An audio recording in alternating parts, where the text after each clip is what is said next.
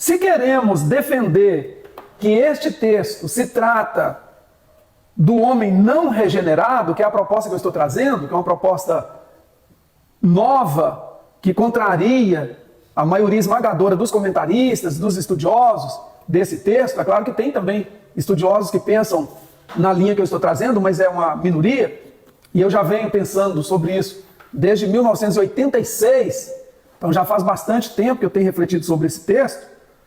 Se queremos entender que se trata do homem não regenerado, mudar nosso conceito, a nossa concepção de Romanos 7, precisamos focar na afirmativa de Paulo de que ninguém pode servir a dois senhores. Então, ou você serve um, ou serve ao outro. Não tem como um escravo ser escravo de dois donos. Então, ou o nosso Senhor é o pecado, ou o nosso Senhor é a graça. O nosso Senhor é o mundo ou é Deus. Não dá para ser o mundo e Deus. Não dá para dividir o senhorio. Não dá para servir a dois senhores. O máximo que pode acontecer é o que eu tenho falado do patrão antigo que sugere e às vezes acabamos fazendo a vontade dele, mas percebemos que a vontade dele não é boa, perfeita e agradável, e aí saímos fora, pedimos perdão para o novo patrão e nos abraçamos com ele, o patrão chamado graça, chamado Cristo. Se nós tivermos textos suficientes na Bíblia que mostram que o pecado não pode habitar um coração redimido, uma pessoa transformada, que não é receptáculo ou habitação, moradia do pecado, nos ajudaria um pouco mais a aceitar que Paulo está falando de duas realidades, não convertido e o convertido. Debaixo da lei, debaixo da graça. Sem Cristo, com Cristo. Faço algumas perguntas aqui. Seria uma doutrina estranha a de que o não regenerado tenha consciência do seu próprio pecado, apesar de não conseguir dominá-lo? Será que uma pessoa que não encontrou a luz completa de Cristo, ela teria algum discernimento? Segunda pergunta.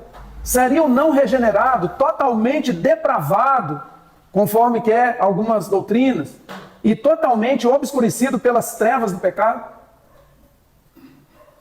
Terceiro, haveria algum bem na alma dos não crentes? Se sim, poderíamos aceitar que Paulo ilustra em seu próprio eu duas realidades humanas. A realidade do homem sem Cristo e a realidade do homem com Cristo. Duas realidades, debaixo da lei e versus debaixo da graça. Mais uma pergunta. Se o crente regenerado, salvo, guiado pelo Espírito, pode ainda cometer pecados, o incrédulo, o não regenerado, o não salvo, guiado pela carne e não pelo Espírito, não poderia ter momentos de lucidez e de consciência do próprio pecado? Outra pergunta. Ou todo não regenerado, sem exceção, viveria como se o pecado nunca tivesse existido, ou como se ele nunca jamais tivesse pecado? Não é função da lei expor ao máximo o pecado como um aio para conduzir os homens rumo à graça? Não é isso que trabalhamos aqui várias vezes? Nessa exposição da lei, a exposição do pecado, o não regenerado não se perceberia pecador? Uma coisa é se perceber pecador, outra coisa é admitir que é e pedir perdão. Mas será que o pecador, em nenhum momento da sua vida, se percebe pecador e continua no pecado? Ou todos aqueles que se percebem pecadores, eles vão até Cristo? As perguntas vocês estão entendendo? Porque eu estou buscando apresentar um conceito que eu diria novo. Não é tão novo, mas seria uma novidade de que Romanos 7, como um todo, e as cartas de Paulo, as 13 cartas, corroboram para que eu possa pensar que Romanos 7 são duas ilustrações. A mulher que representa duas classes de pessoas. O não crente, enquanto ela está casada com a lei, e o crente, quando ela se casou com Cristo, quando ela se casou com a graça. É uma pessoa só representando duas realidades. Não poderia Paulo estar representando duas realidades? O não crente e o crente. Paulo não teria feito bem durante a sua vida como apóstolo aos gentios. Ele não teria feito a vontade de Deus na sua vida após o encontro com Cristo. Ele teria vivido uma vida totalmente pecaminosa, contrariando a Deus, só fazendo mal, o que ele não queria. De tudo que a gente leu nas 13 cartas, são perguntas que eu deixo para que vocês pensem e respondam, e eu também. Sabedoria é um texto, até que a gente já estudou aqui, mais filosófico, então tem essa coisa de fazer a pergunta, às vezes até se colocar no lugar do que na verdade ele não é uma espécie, é como se fizesse como se fosse um ator. Quando o ator está atuando, ele não é aquilo, mas ele representa. Então, Paulo estaria representando duas personalidades, dizendo, sem Cristo somos assim, mas com Cristo a coisa é diferente. Agora, qual que ele é? Sem Cristo ou com Cristo? Isso, a irmã está dizendo que Paulo, antes do encontro com Cristo, antes do caminho lá para Damasco, ele já tinha um zelo pelas coisas de Deus.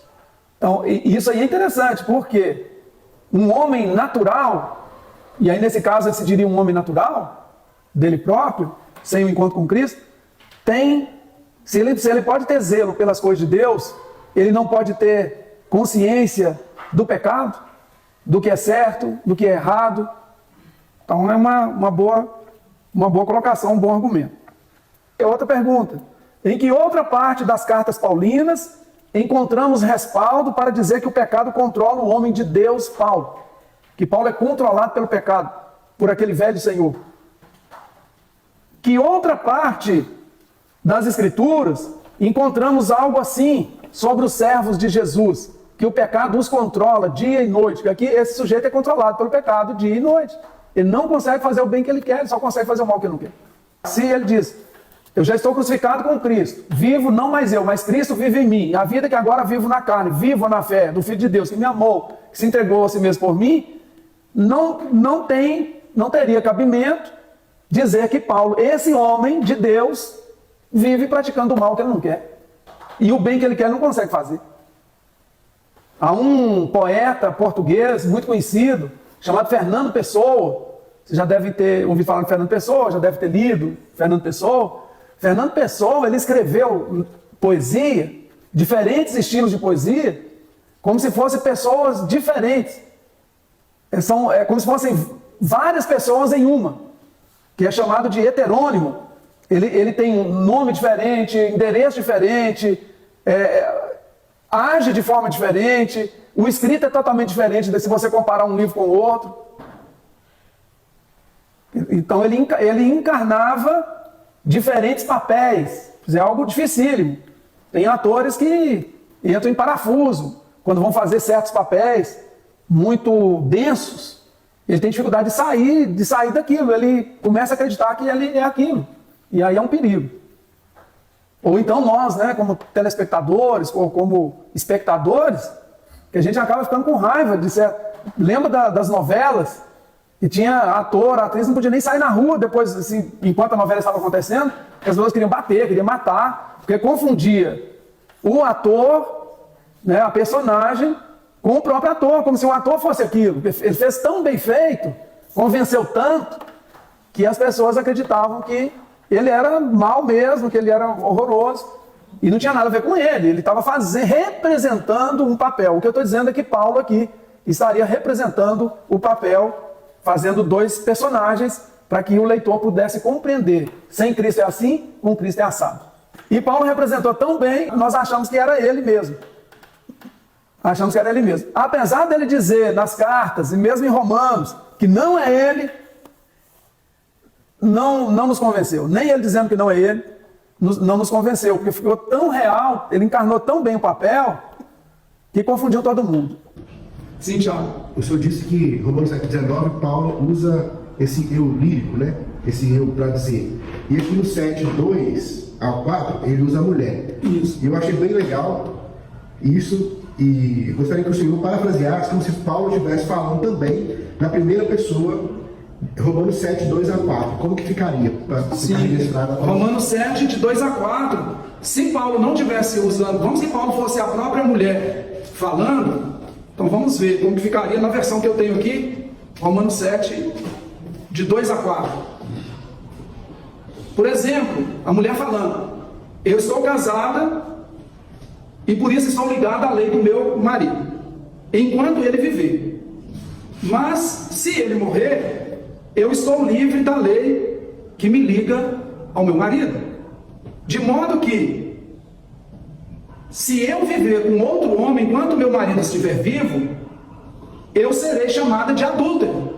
Mas se o meu marido morrer, eu estarei legalmente livre e não cometerei adultério se casar com outro homem. O mesmo acontece com vocês, meus irmãos. Do ponto de vista da lei, vocês também já morreram, pois são parte do corpo de Cristo, e agora pertencem a Ele, que foi ressuscitado para que nós possamos viver uma vida útil no serviço de Deus. Entendido? Então, se fosse a mulher escrevendo, ela poderia usar, não só aqui, ela usaria a primeira pessoa, como Paulo fez, é uma possibilidade, claro, estou trazendo como possibilidade, uma interpretação da minoria, o que Paulo fez, que é o que eu estou entendendo que ele está fazendo, uma ilustração usando a própria pessoa.